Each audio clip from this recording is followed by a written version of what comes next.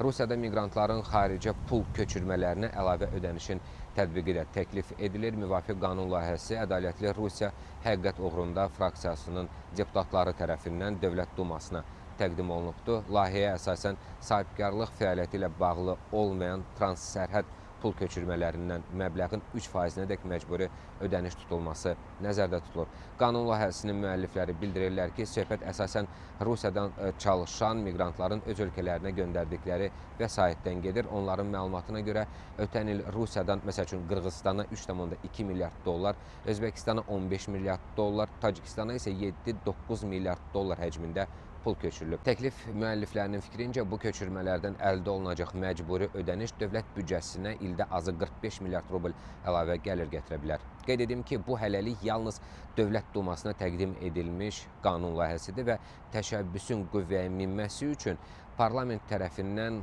qəbul edilməsi və qanunvericilik prosedurlarından keçməsi tələb olunur.